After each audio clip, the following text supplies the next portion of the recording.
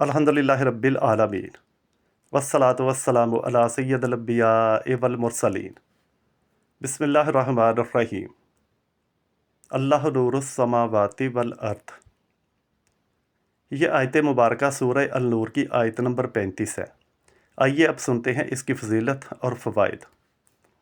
जिसका दिल बेरौनक हो गया हो, गुनाहों से काला हो गया हो, बदकारियों से स्याह हो गया हो, अल्लाह की नाफरमानियाँ करके बख्शिश की उम्मीद ना हो और वह चाहता हो कि उसका दिल नूरानी हो जाए, वो इस आयत मुबारका को हर नमाज के बाद 11 मरतबा, सोते हैं और उठते वक्त भी 11 मरतबा पढ़े, और जब भी कोई चीज़ खाए या पिए तो इस आयत मुबारका को 3 मरतबा पढ़ लिया करे।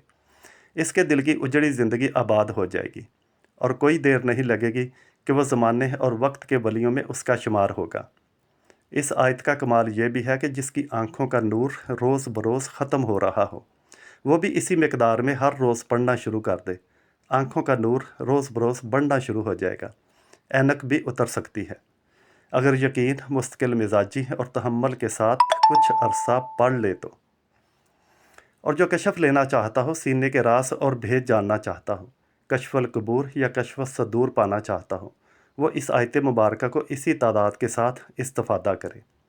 अगर इसका दिल पाकीज़ा होगा तो बहुत जल्द इस आयत का असर शुरू होता है, वरना जैसा दिल वैसा असर होता ज़रूर है।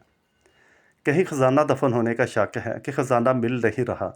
इस आयत मुबारका को इसी तादाद में अगर तमाम लोग पढ़ना शुरू कर दें तो ख़जाने के बारे में ख्वाब में मालूमात मिल सकती हैं।